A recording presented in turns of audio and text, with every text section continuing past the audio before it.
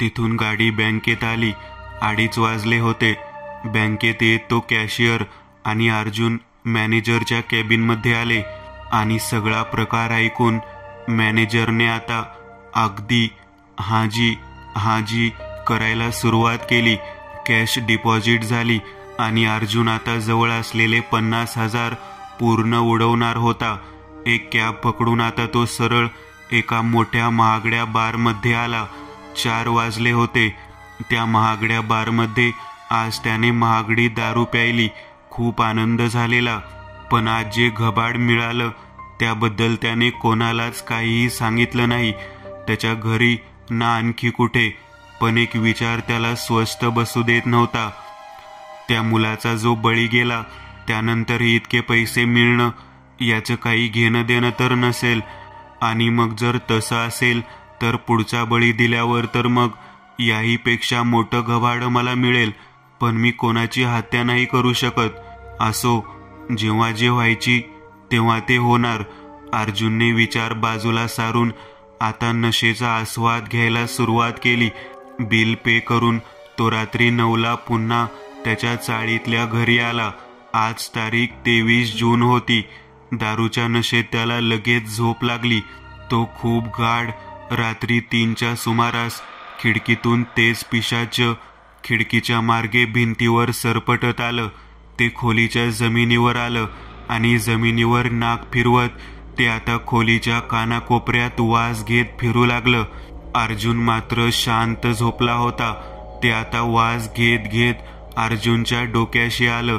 काही वेळ ते तसंच त्याच्याकडे एकटक बघत राहिलं आणि मग त्याच्या कानाशी येत काहीतरी पुटपुटू लागलं आणि मग ते आलेल्या मार्गाने परत निघून गेलं. खूप गाढ झोपेतून अर्जुन जागा झाला. डोकं गरगरत होतं, पाय ठणकत होते. तो उठून बसला. त्याने मोबाईल हातात घेत वेळ बघितली. दुपारचे 4 वाजले होते. डोळे चोळत तो उभा राहिला. जायला पाय का दुखत आहे आणि असं का वाटतंय मी कुठून तरी खूप मोठा प्रवास करून आलोय. कंबरही दुखत आहे, जसं की खूप लांबचा पल्ला बाईकवर पार करून आलोय. अर्जुन स्वतःशीच बोलता बोलता बेसिन जवळ आला. त्याने आरशात बघितलं. डोळे लाल झाले होते. हाताला काळसर रंग लागला होता. खूप वेळ बाईक चालवून जसं हँडलचा काळा रंग लागतो अगदी तसा. मला तर चांगलं आठवते की मी रात्री घरी आलो आणि झोपलो. बाईक तर मी काल काढलीही नव्हती. आता त्याने स्वतःचे कपडे बघितले आणि त्याला जरा विचित्र वाटलं. काल रेस कोर्सवर तर मी माझा ब्राऊन शर्ट आणि काळी जीन्स घातली होती. मग हा ब्लॅक टी शर्ट आणि ब्ल्यू जीन्स माझ्या अंगावर कशी? कारण रात्री मी आलो तसं झोपलो, कपडे बदललेच नव्हते. हा प्रश्न त्याला पडतच होता. इतक्यात त्याची नजर स्वतःच्या पायांवर गेली. पायाला चिखलाचे काही अंश लागले होते आणि चिखल म्हणजे लाल मातीचा चिखल. तो आता त्याच्या दाराशी ठेवलेल्या बुटाकडे बघू लागला. बुटांनाही तसाच लाल मातीचा चिखल लागला होता. घड्याळात दुपारचे 4 वाजले होते. मी कुठं गेलो होतो का? अर्जुनला काही आठवत नव्हतं. नक्की तो कुठे गेला होता? तितक्यात त्याचा फोन वाजला. त्याने फोन उचलला. नमस्कार सर, मी बोलतोय, ICB बँकचा मॅनेजर. काल दिवसभर तुमचा फोन ट्राय केला पण फोन बहुधा बंद असावा. मी खरं तर तुम्हाला अशासाठी फोन केला होता की तुमच्यासाठी आमच्याकडे इन्व्हेस्टमेंट प्लॅन आहे. शिवाय एक 3 BHK फ्लॅट संदर्भातही बोलायचं होतं. हाऊसिंग लोनही इथेच होऊन जाईल. कधी भेटायचं तुम्ही सांगा, मी गाडी पाठवतो. मॅनेजर बोलत होता. काल माझा फोन बंद होता, कसं शक्य आहे? अर्जुन म्हणाला. हो सर, परवा तुम्ही कॅश डिपॉझिट करून गेलात, त्यानंतर आपलं बोलणं झालं नाही म्हणून मी काल कॉल करत होतो. मॅनेजर म्हणाला. अर्जुनचं डोकंच बधीर झालं. म्हणजे मी परवा रात्री झोपलो ते थेट आता उठलोय, पण माझा फोन जर बंद होता तर मग आता या क्षणी मला याचा फोन कसा काय आला? काहीतरी अजबच आहे. अर्जुन स्वतःशीच म्हणाला. सर, तुम्ही आता बिझी असताल तर मी नंतर फोन करू का? मॅनेजर म्हणाला. हो चालेल. अर्जुन म्हणाला. अर्जुनचं डोकं आता भनभनू लागलं होतं. मॅनेजर म्हणतोय, मी परवा कॅश डिपॉझिट केली, म्हणजे रेस कोर्सवरती परवा गेलो होतो. मग काल दिवसभर मी काय केलं? हे अंगावरचे बदललेले कपडे, पायाला लागलेला चिखल आणि बुटाला लागलेला लाल मातीचा चिखल, हे सगळं काय आहे? अर्जुनने मोबाईलमध्ये तारीख बघितली आणि आता त्याला धक्का बसला, कारण खरंच आज 25 तारीख होती. म्हणजे कालचा अख्खा दिवस त्याच्या मेमरीतून उडाला होता. तो बाथरूममध्ये गेला. अंगावरचे कपडे उतरवून त्याने आंघोळ केली आणि तो फ्रेश होऊन बाहेर आला. तो कितीतरी वेळ आठवायचा प्रयत्न करत राहिला, पण त्याला काहीच आठवत नव्हतं की नक्की काल त्याने दिवसभर केलं काय. आणि जर मॅनेजर म्हणतो की काल माझा फोन स्विच ऑफ होता, तर मग तो फोन आता स्विच ऑन कसा झाला? अनेक प्रश्न होते. त्याने आता स्वतःचा फोन बघायला सुरुवात केली आणि फोनमधले मेसेजेस चेक करू लागला. आणि त्यात त्याला कालच्या तारखेचा एक मेसेज आला, ज्यात असं लिहिलं होतं की डिअर एअरटेल कस्टमर, रत्नागिरी डिस्ट्रिक्टमध्ये आपलं स्वागत आहे. या एवढ्या 4 लाईन वाचूनच तो शॉक झाला. मी रत्नागिरीला गेलो होतो. मेसेज रात्री काल 12 वाजताचा आहे, पण मला कसं आठवत नाहीये की मी तिथं गेलो होतो. पण मी नक्की गेलो कुठे होतो? टेन्शनमध्ये येऊन तो आता तिथून बाहेर पडला आणि पुन्हा बारमध्ये आला. 2 पॅक ढोसून जरा शांत झाला आणि आता तो शांतपणे सगळं आठवू लागला. समोरून एक वेटर रेड वाईनची बॉटल घेऊन जाताना त्याला दिसला. वेटर त्या कस्टमरच्या ग्लासमध्ये ती वाईन ओतत होता. त्या वाईनचा लाल रंग पाहून अर्जुनच्या मेंदूत हरवलेले काही प्रसंग आता एक एक करत घडू लागले. एक वृद्ध माणूस, त्याच्या अर्धकिंकाळ्या, त्याच्यावर अर्जुनने केलेले सपासप वार आणि त्याच्या प्रेताची केलेली चिरफाड. मग दुसऱ्या ठिकाणी जाऊन एका तरुण पोराची त्याच प्रकारे केलेली हत्या. ही अंधुकाशी दृश्य त्याला आता आठवत होती. आणि अचानक त्या वृद्ध माणसाचा चेहरा त्याला आता स्पष्टपणे आठवला. तो वृद्ध माणूस म्हणजे दुसरा तिसरा कोणी नसून त्या बँकेचा मॅनेजर होता. तीच खेडेगावातली बँक, जिथं साळवी, विकास आणि अर्जुन ऑडिटला गेले होते. दुसरा तरुण म्हणजे तो तरुण असिस्टंट होता, जो त्या बँक मॅनेजर सोबत तिथं होता. अर्जुन काल रात्री 6ला इथून बाईकने निघाला होता. तिथं पोहोचायला त्याला 6 तास लागले होते. रात्रीच्या अंधारात तो त्या गावात शिरला आणि कसं कोणास ठाऊक, पण त्याला त्या मॅनेजरचं घर आधीच ठाऊक होतं. असा तो त्या मॅनेजरच्या घराच्या इथं पोहोचला. मॅनेजरने दार उघडलं आणि अर्जुनने त्याच्यावर झडप घालून त्याचा खून केला. तिथून तो त्या तरुण मुलाच्या घराकडे गेला आणि त्याचाही खून केला. पण हे सगळं करताना त्याला कोणीच पाहिलं नव्हतं.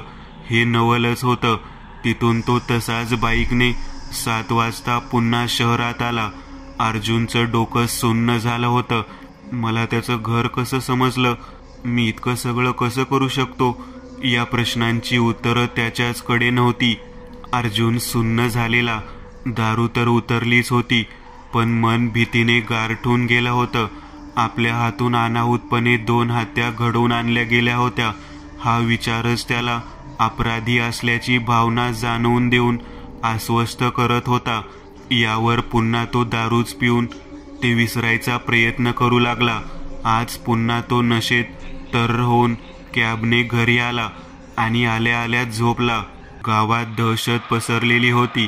बँक मॅनेजर कुलकर्णी आणि त्याचा असिस्टंट यांची झालेली रहस्यमयी हत्या आता सगळ्यांना समजली होती.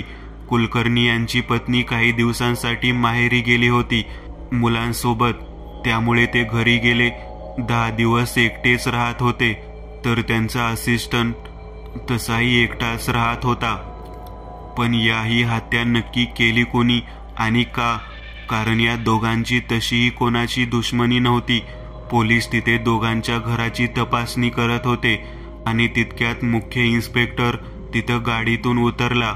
नुकताच मुंबईहून बदली होऊन आलेला, एक दिसायला अवरेज असलेला संग्राम पाठक यांच्याकडेही केस आलेली होती. गेले 2 आठवडे तो आणि एकूणच तिथलं पोलीस खातं इलेक्शन ड्युटीवर होतं. घराची सगळी तपासणी झाली आहे साहेब. कोणीतरी दार उघडल्या आत झडप घातली आणि धारदार शस्त्राने कुलकर्णीच्या थेट मानेतून ते खुपसून आरपार केलं. त्या मुकुंदचं अगदी तसंच. दोघांच्याही मानेचा नसा कापल्या म्हणजे ते ओरडू शकणार नाहीत. सब इन्स्पेक्टरने संग्रामला रिपोर्ट दिला. बरं, एक काम करा, प्रेत पोस्टमॉर्टमला पाठवा आणि मग नातेवाईकांना सोपवा. आता तो घराच्या बाहेर आला. घराच्या समोर चिखल जमल्याने पाय ठेवायलाही जागा नव्हती. आता ते कुलकर्णी यांच्या घराच्या मागच्या पायवाटेशी आले. तिथं एक बाईकच्या टायरचं निशाण होतं. हे बघ टायर मार्क्स. बाहेरच्या बाजूने इतका चिखल होता की कोणी बाईक पार करून आत येऊन खून करेल हे पटत नाही. इथून मागच्या पायवाटेने थेट घराच्या मागे येऊन खुन्याने बाईक लावली आणि मग पुढच्या बाजूला जाऊन दार वाजवलं आणि मग खून केला. मागच्या बाजूने घराच्या उजव्या साईडने दाराकडे जाताना काही बुटाचे मार्क्सही दिसत होते. आणि दुसरं म्हणजे या मागच्या बाजूच्या पायवाटेने तू इथून सरळ गेलास तर गावाच्या बाहेर जाणारा मुख्य रस्ता लागतो. याचा अर्थ असा की खुनी गावातला नक्कीच नाही. या टायरचे मार्क्स घ्या आणि तपासणी सुरू करा. कुलकर्णी आणि मुकुंद या दोघांचा कोणाशी वैर होतं का हेही बघून घ्या. अगदी किरकोळ मधला किरकोळ वाद जरी कधी झाला असेल तर त्याचीही माहिती घ्या. कुठलीही गोष्ट इग्नोर करू नका. मी आता घरी जातोय. या इलेक्शन ड्युटीने जीव नकोसा केलाय नुसता. असं म्हणून संग्राम तिथून जीपमध्ये बसून निघून गेला. अर्जुनला सकाळी 9 वाजता जाग आली ती त्याच्या फोन वाजला त्यामुळे. फोनच्या स्क्रीनवर प्रायव्हेट नंबर असे लिहून येत होतं. त्याने फोन उचलला. हॅलो, कोण बोलतोय? हॅलो, मी अर्जुन यांच्याशी बोलतोय का? हो बोला, मी अर्जुनच बोलतोय. नमस्कार, मी JR कपाडिया यांचा सेक्रेटरी बोलतोय. तुमच्या माहितीसाठी म्हणून सांगतो, कपाडिया यांचा स्टड फार्मिंगचा बिझनेस आहे. डर्बीमध्ये पळणारे घोडे देशभरात जिथं कुठं हॉर्स रेसेस होतात तिथं कपाडिया फार्म्सचेच घोडे असतात. परवा तुम्ही एक जॅकपॉट जिंकलात. पुणे रेस कोर्सवर झालेल्या रेसमध्ये तुम्ही जॅक ब्लॅक या 32 नंबरच्या घोड्यावर पैसे लावले होते आणि तो घोडा रेस जिंकला. त्या रेसमध्ये जॅक ब्लॅक सोडून बाकी सगळे घोडे हे कपाडिया फार्मचे होते आणि आमचे मालक मिस्टर कपाडियाही त्या दिवशी रेस कोर्सवरती आले होते. त्यांना तुम्हाला एकदा भेटायचे आहे. त्यांच्याकडे तुमच्यासाठी काहीतरी प्रपोजल आहे. तर तुम्ही सांगा तुम्हाला कधी येता येईल. समोरच्या माणसाला सगळं बोलून झालं आणि अर्जुनला आता कळत नव्हतं की नक्की उत्तर काय द्यावं. तुम्हीच सांगा कधी येऊ. अर्जुन म्हणाला, आज दुपारी लंचसाठी भेटता आलं तर तुम्हाला जमेल का? हो, माझी हरकत नाही. अर्जुन म्हणाला, ठीक आहे, मग मी तुम्हाला ॲड्रेस पाठवतो आणि तुम्ही म्हणत असाल तर तुमच्यासाठी गाडीही पाठवतो. नाही, तुम्ही फक्त ॲड्रेस पाठवा, माझा मी येईन. असं म्हणून अर्जुनने फोन ठेवला. पुढच्या 5च मिनिटात त्याच्या मोबाईलवर एक मेसेज आला. पुण्यातल्या उच्चभ्रू वस्तीतल्या कोरेगाव पार्क या ठिकाणी कपाडिया मेन्शन म्हणून बंगल्याचा तो ॲड्रेस होता. इतका मोठा माणूस मला का भेटायला बोलवत आहे? नक्की काहीतरी धोका तर नाही यांच्यात. अर्जुनने काही क्षण विचार केला आणि मेसेजला रिप्लाय दिला की तो 2 वाजता तिथं येईल. फक्त सगळं आवरून तयार झाला. आज का कुणास ठाऊक, पण सिगरेटची खूपच जास्त तलब त्याला होत होती. त्याने खिशातलं पाकिट काढलं आणि एक सिगरेट पेटवली. सिगरेटचा पहिला झुरका त्याने ओढला आणि त्याच्या मेंदूला स्टिम्युलेशन मिळालं आणि रात्री झोपेत त्याला दिसलेली काही दृश्य आता आठवू लागली. एक गोरापान, महागडा सूट घातलेला, गळ्यात सोन्याच्या साकळ्या, डोळ्याला एक महागडा गॉगल, असं व्यक्तिमत्व असलेला एक माणूस त्याच्या डोळ्यासमोर दिसू लागला. समोर टीव्हीवर एक मॅच सुरू होती, क्रिकेटची. तो माणूस एका महागड्या ग्लासमध्ये वाईन भरून पिता पिता स्तब्ध झाला. आजूबाजूला नजर फिरवली असता जणू काही वेळच थांबल्यासारखं सगळं काही स्तब्ध झालं होतं. समोर एका रिंगणात पळणारे घोडे देखील जागेवरच फिरवले होते. त्याला फार्म हाऊसवरचे नोकर, तिथे आजूबाजूला असणारे लोक सगळेच जागेवर स्तब्ध झाल्यासारखे दिसत होते. पण क्रिकेटची मॅच मात्र टीव्हीवर होती तशीच सुरू होती. अर्जुन मॅचचा स्कोर बघत राहिला.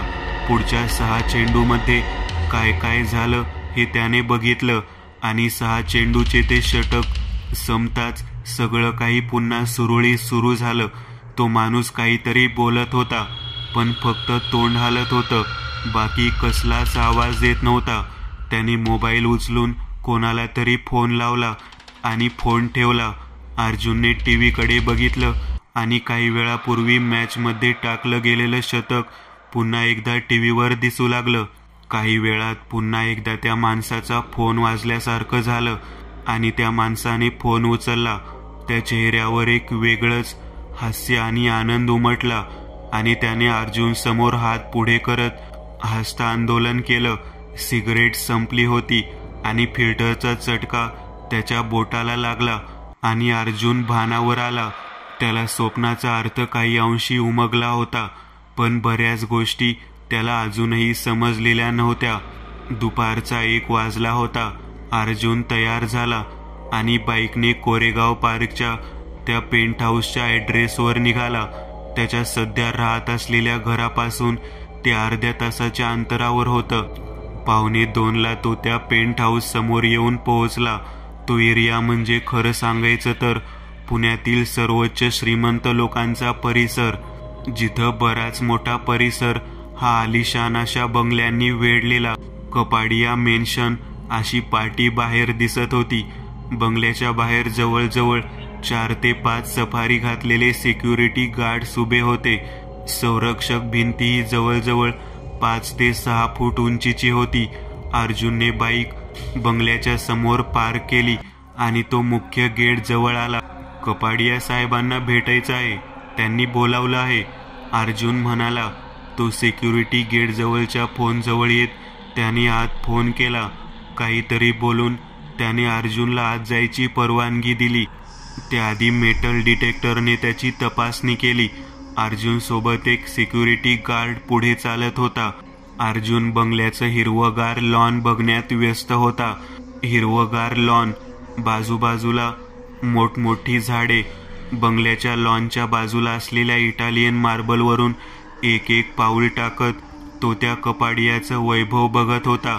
बंगल्याच्या आत शिरत आता तो सिक्युरिटी त्याला बंगल्याच्या मागच्या बाजूला घेऊन आला.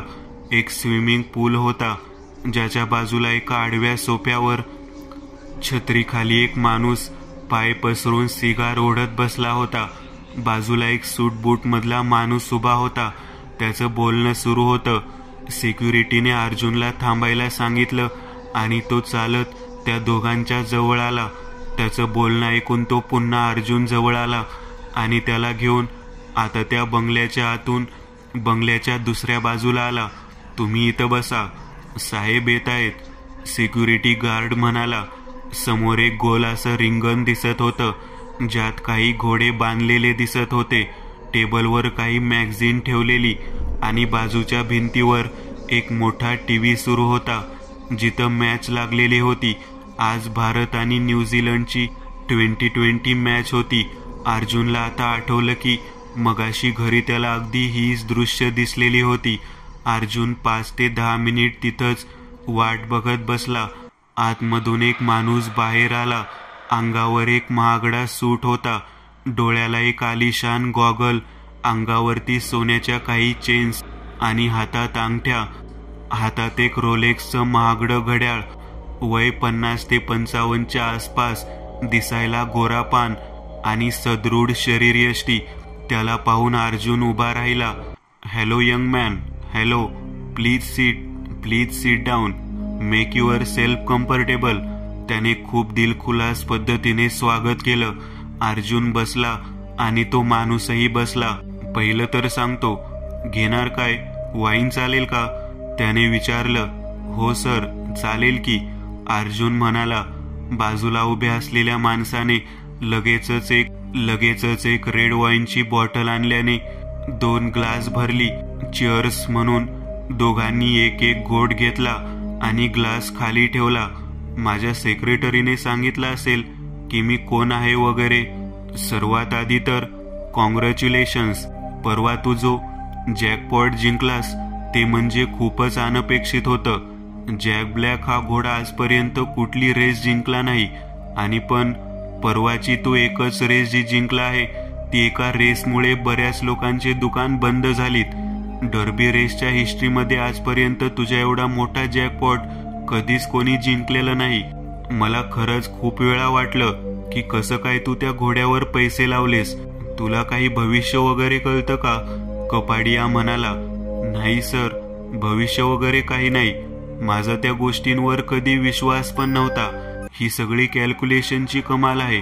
मी गेल्या 2 वर्षात झालेल्या रेसमध्ये भाग घेतलेल्या घोड्यांवरती काही अभ्यास केला आणि मला असं दिसलं की त्या दिवशी रेसमध्ये भाग घेतलेला सगळ्या घोड्यांमधला फक्त जॅक ब्लॅक हा एकमेव घोडा असा होता ज्याने आजपर्यंत एकही रेस जिंकलेली नव्हती. बाकी सर्व घोडे जे होते ते कधी ना कधी कुठली ना कुठली रेस एकदा तरी जिंकलेले होते. आणि मग माझ्या इंट्युशनवर विश्वास ठेवून मी बेट लावली. अर्जुन म्हणाला.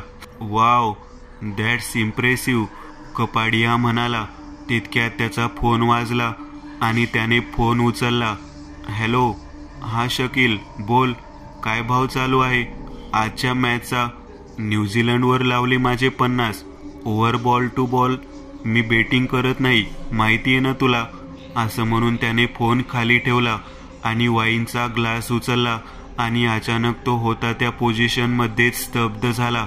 नुकतेच रिंगणात मोकळे सोडलेले घोडे स्तब्ध झाले. टीव्ही स्क्रीन बंद होऊन थरथर सुरू झाला आणि फास्ट फॉरवर्डमध्ये टीव्हीवरती क्रिकेट मॅच दिसू लागली. आजूबाजूला सगळं काही थांबलं होतं आणि तितक्यात अर्जुनची नजर आकाशात उडणाऱ्या एका पक्षाकडे गेली. तो पक्षी हवेत आधांतरी तसा स्तब्ध झाला होता. इतरत्र उभे राहून त्यांनी नजर फिरवली. लॉनमध्ये उडणारे कारंजेही स्तब्ध होतं. पाण्याचे थेंब हवेतच गोठल्यासारखे थांबून गेले होते. त्याने पटकन नजर टीव्ही स्क्रीनकडे वळवली, जिथं एकावर एक 6 चेंडूचा खेळ त्याने बघितला. पहिल्या चेंडूला भारताचा एक खेळाडू बाद होतो. मग दुसऱ्या चेंडूवरती नवीन आलेला खेळाडू चौकार मारतो. तिसऱ्या चेंडूवरती तो एक षटकार मारतो. चौथ्या आणि 5व्या चेंडूवरती पुन्हा एक षटकार मारतो. शेवटच्या चेंडूवर बाद होतो. हे सगळं अर्जुनच्या डोक्यात अगदी फिक्स बसलं. अचानक पुढच्या क्षणी टीव्हीचा स्क्रीन थरथरत बंद झाला आणि पुन्हा एकदा सुरू झाला. आता स्कोअर बोर्डवर परिस्थिती पुन्हा एकदा सगळं स्तब्ध होण्यापूर्वीची होती. अर्जुन खुर्चीवर टेकला. हा तर अर्जुन, कसं करतोस कॅल्क्युलेशन? ही आता जी मॅच सुरू आहे त्यावर काही सांगता येईल का तुझं इंट्युशन वापरून? कपाडिया म्हणाला. आता अचानक सगळं सुरळीतपणे सुरू झालं होतं. घोडे, पक्षी, पाणी, माणसं सगळ्यांच्या हालचाली नियमित सुरू झालेल्या. अर्जुनने समोर असलेल्या टिश्यू पेपरवर काहीतरी लिहिलं. हे घ्या सर, पुढच्या ओव्हरमध्ये असं घडणार आहे. जास्त नाही, 1 लाख पर बॉल बेट लावा. जर नाही घडलं असं आणि पैसे हारलात तर तुम्ही म्हणाल ते करीन मी. अर्जुन म्हणाला. कपाडिया यांनी क्षणभर विचार केला आणि फोन डायल केला. हा शकील, मी सांगतो ते लिहून घे. पहिल्या बॉलवर विकेट पडेल, दुसऱ्या बॉलवर 4, तिसऱ्या, चौथ्या आणि 5व्या बॉलवर 6 आणि 6व्या बॉलवर विकेट. पर बॉल 1 लाख रुपये. असं म्हणून कपाडियाने फोन ठेवून दिला. जाहिरात संपून मॅच चालू झाली आणि अर्जुनने सांगितलेली घटना तंतोतंत घडली. कपाडिया यांनी डोळ्यावरचा गॉगल काढला. त्याच्या चेहऱ्यावर एक विजयी हास्य उमटलं आणि तितक्यात त्याचा फोन वाजला. 6 लाख रुपये लावले होते, त्याचे 30 लाख झाले होते. फोनवर समोरच्याचा ऐकून कपाडियाने फोन ठेवला. कपाडिया अर्जुनकडे नुसता बघतच राहिला.